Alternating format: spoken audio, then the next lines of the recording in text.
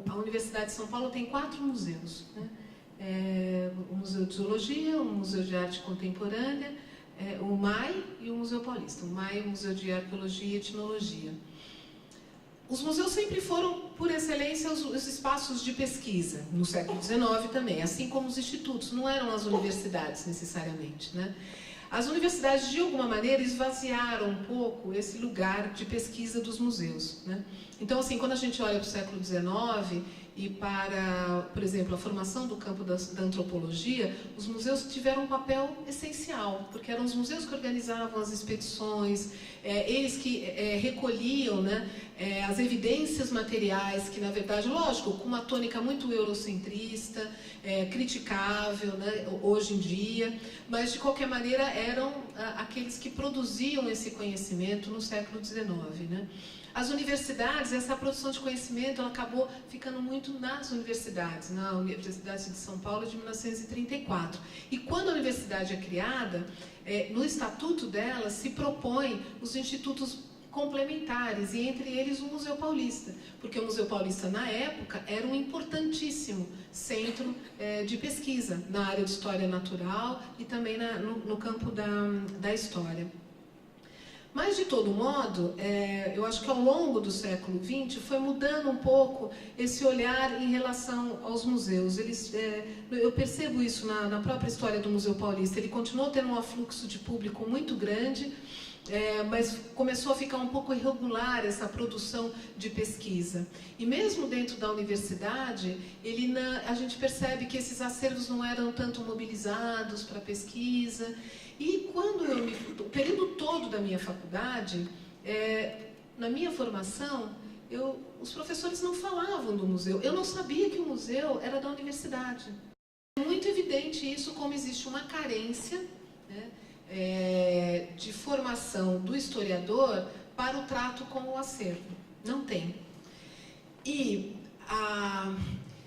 isso é muito complicado, porque, na verdade, o trabalho com acervo, de qualificação com acervo, que envolve catalogação, conservação, que é visto muitas vezes como um trabalho técnico, né? Eu acho que o problema está justamente nisso, acaba também deixando esses acervos sem a perspectiva daqueles que produzem o conhecimento, que é o próprio pesquisador, né? Então, isso foi uma oportunidade que nós tivemos no museu também, incrível, porque nós tivemos que adquirir e nos apropriarmos de ferramentas e de um conhecimento técnico de abordagem dos acervos, mas, ao mesmo tempo, com o olhar de quem pesquisa esse acervo, de quem mobiliza para a pesquisa, né? E eu acho que eu sou de uma geração em que o campo para o historiador se viu muito ampliado. Porque antes o historiador, ou ele ia para o ensino médio, se formava professores, que é fantástico. Hoje a Unicamp tem um mestrado profissional de formação de professores para o ensino fundamental e médio, que eu acho incrível. E eu acho que é um investimento que a gente tem que fazer mais do que nunca. Ou então você ia para o mundo acadêmico. Não tinha muita opção, né? E, hoje em dia, a própria valorização da memória, do patrimônio, que se tornou uma questão por excelência do final do milênio, trouxe muito a presença dos historiadores para outros espaços que não a sala de aula. Então, hoje em dia, os historiadores estão nos centros de memória, os historiadores começam a ter os próprios arquivos e museus, ou a própria história empresarial. As empresas começaram a se preocupar com a sua memória. Então, eu assisti muito de perto essa formação. Era tão de perto, porque quando eu trabalhava no DPH, quando eu saí do DPH, que eu me formei, eu e mais algumas colegas, nós montamos uma empresa para oferecer esse tipo de serviço, né, de formação de acervos, de fazer o que é hoje, acabou se tornando um campo da história empresarial. Mas era uma coisa muito nascente. Hoje é um campo já com uma trajetória interessante, né? E esse encontro com os acervos. Então, o campo profissional para o historiador, ele se amplia muito. Eu vivenciei muito essa etapa, mas ainda eu acho que falta uma preparação, uma formação do historiador na lida com o acervo mesmo, né? E eu diria que isso se deve, em grande parte, a quase um preconceito com o trabalho técnico. Então, é como se você tivesse um trabalho que é de pesquisa, que é intelectual, né? E que, portanto, não se confunde com aquilo que é o tratamento técnico que você vai dispensar algum material. Porque é mesmo, são técnicas, são métodos. E para os historiadores, muitas vezes formados, não se para pensar, não se param muito para pensar que, na verdade, aquilo que está ali tratado, um tratamento de arquivo, uma ficha catalográfica, ela tem que ser pensada para atender também essas demandas de pesquisa. E, portanto, o olhar do pesquisador ele é tão importante quanto. Ou seja, não existe nenhuma técnica, nenhuma abordagem que seja técnica como se técnica fosse isenta de qualquer coisa, né? Tudo é filho do seu tempo, né?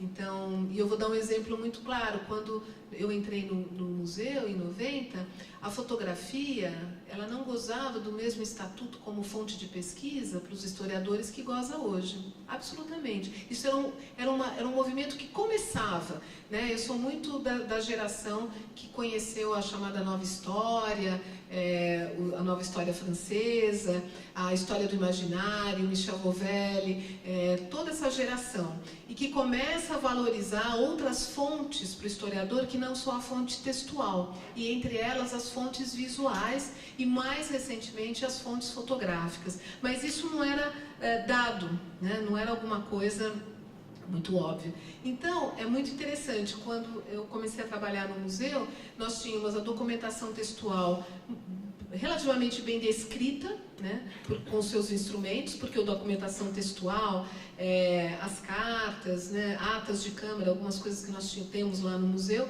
tinha a sua descrição, né, os objetos todos também, porque se associa muito, né, quer dizer, museu é lugar de objeto, então as pinturas com as suas fichas catalográficas, os objetos, e o acervo fotográfico, era quase impossível você saber o que havia, e tinha muita fotografia no museu. Muita, mas ela não estava descrita como tal. Então, uma família doava uma coleção de objetos e de documentação textual, e no meio disso vinham retratos, álbuns de família, cartões postais, só que isso não era tratado. Então, tudo isso para dizer que, como essas fontes, elas de alguma maneira eram invisíveis para serem mobilizadas para a produção de conhecimento histórico, elas acabavam não sendo tratadas. E não sendo tratadas, elas continuavam invisíveis, né? Então, então, essa valorização das fontes visuais, e que eu sou muito dessa geração, começou a olhar para esse acervo de uma outra maneira. E trabalhar e qualificar esses acervos de modo que eles pudessem alimentar também pesquisas, especialmente no caso da fotografia, né? Então, o advento, porque a década de 90, aliás, eu estava falando disso hoje numa aula na Casper Libero, que muitos aqui talvez tenham até dificuldade de entender isso, mas em 91, 92, nós começamos um projeto de organização documental e física dos acervos, né? Porque dentro dessa reformulação do museu, né? Porque eu entrei com uma equipe grande, assim, de historiógrafos também, um concurso grande que aconteceu. E essa organização documental passava por uma informatização dos acervos, porque isso mudava totalmente a maneira de você organizar fisicamente, né? E na época, nós não tínhamos ainda a possibilidade de ter uma ficha catalográfica de acervo com a imagem do lado. Vocês conseguem imaginar isso? É uma coisa muito maluca. Na época, eu lembro que eu comecei a ler algumas coisas, algumas experiências canadenses que falavam do disco óptico para você armazenar a imagem. Eu ficava imaginando uma coisa quase Jetsons, assim, sabe? E era o CD, era o CD. Na França, as primeiras experiências de procurar fazer associação entre a imagem e a ficha catalográfica era você colocava lado a lado, chamava videodisco, né? Você tinha gravações das imagens que passavam simultaneamente com um computador do lado com a ficha. Ou seja, você não juntava as duas coisas numa mesma base de dados.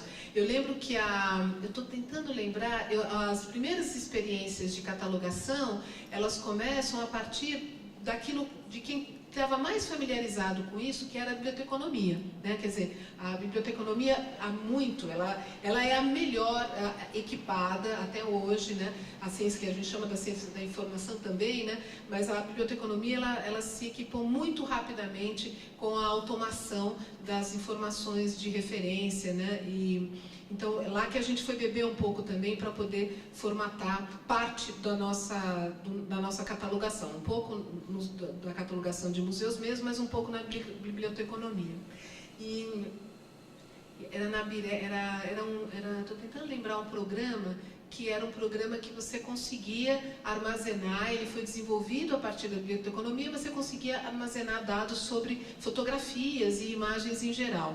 E eu lembro que a Fundação Joaquim Nabuco foi uma das primeiras, mas você não conseguia ter imagens, né? E a gente batalhava muito por um programa que conseguisse associar as duas coisas. Mas tudo para dizer como foi muito rápido, porque eu estou falando isso de no comecinho de 90. Em 95, 96, quando nós adquirimos a coleção do Militão Augusto de Azevedo, nós já tínhamos um programa que associava a imagem e a ficha catalográfica. E um scanner que escaneava o negativo que nós fizemos de segunda geração. Então, em 5 anos, aquilo que em 90 a gente estava começando a tomar conhecimento, em 95 nós já tínhamos essa possibilidade.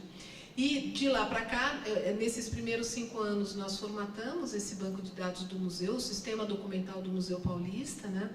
E contratamos um analista de sistemas que desenvolveu esse programa, e é um programa que a gente tem até hoje, né? Então, assim, a gente conseguiu fazer todas as migrações necessárias de mídia, software e hardware, porque ao longo desse período, muitos tombaram, porque você fazia um mega projeto, Power, né? Aí passava 1, 2 anos, você não tinha verba para comprar, atualizar o seu computador, o hardware, e você não tinha como atualizar o programa, o software, e a mídia mudava. E aí você parava no meio do caminho. Isso aconteceu com muitas instituições públicas, né? E eu lembro que na época, quando a gente dava algumas oficinas, a gente falava, olha, tomem cuidado, vocês estão ganhando uma verba agora para fazer o projeto, mas guardem e pensem que vocês têm que ter um orçamento para as atualizações, porque a gente vive numa era de obsolescência programada, né? Então, nós começamos a gravar os nossos bancos de dados de backup em disquetes, depois em fita streamer, depois em DVD. Graças a Deus, foi um momento muito curto, porque o DVD é um terror, não serve para absolutamente nada, a não ser você distribuir e riscá-lo. E depois a gente passou hoje para slots de memória, né? A tal da nuvem, porque a nuvem ela é concreta, não é uma nuvem, então são os vários hardwares. Mas vejam, a rapidez com que isso muda é muito grande e é muito intensa, né? E é um privilégio, eu estou falando aqui, mas é um privilégio conseguir passar por tantas mídias, porque eu também discava, né, no telefone. Não é, porque hoje em dia a gente tem ideia lá no Sesc de Ipiranga fazer uma exposição falando um pouco para que serve isso, os objetos, porque os objetos que a gente tem no museu são coisas que o disco, né, a gente vivenciou, né? Assim, eu acho que eu sou de uma geração que acompanhou toda essa mudança, e num espaço de tempo muito curto, né? Mas, enfim, eu acho que um pouco... A minha trajetória, portanto, é de uma trajetória de uma acadêmica, porque eu fiz tudo direitinho, mestrado, doutorado, livre docência, eu sou professora associada, mas muito inusitada, porque eu desenvolvi toda essa minha carreira acadêmica trabalhando em um museu.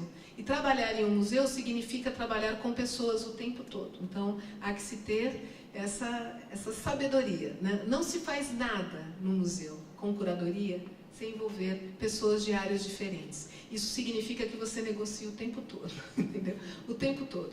O ciclo curatorial, que envolve desde a aquisição do acervo até a sua exposição, em várias etapas desse ciclo curatorial, conservação, o educativo, né? Como que você vai trabalhar isso, a documentação, envolve profissionais de muitas áreas.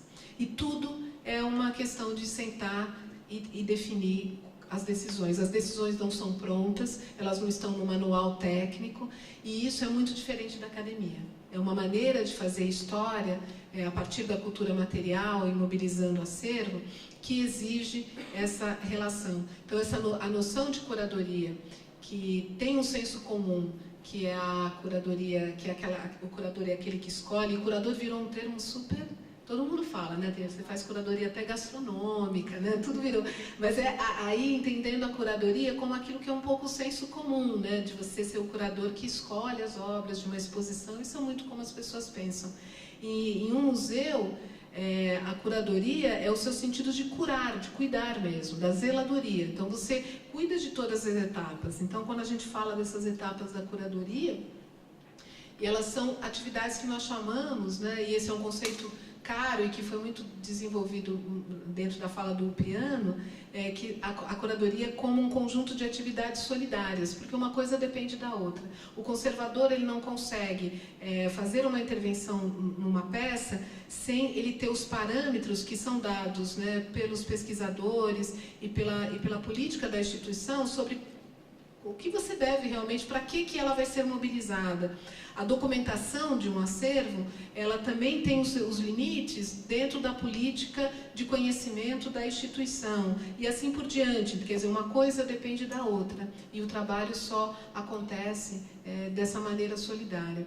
O que torna muito prazeroso e muito interessante o trabalho, né? Você aprende, né? É uma coisa que é uma forma muito diferente de produzir um conhecimento, ainda que acadêmico e comprometido com o ensino da graduação, da pós-graduação, mas a partir desse lugar específico que é um museu, né? Então, quem trabalha em museus, e o que eu estou falando aqui, tranquilamente, os meus colegas que trabalham nos outros museus se identificariam, porque essa eu acho que é uma tônica desse trabalho específico com acervos em museus, e especialmente em museus universitários, né?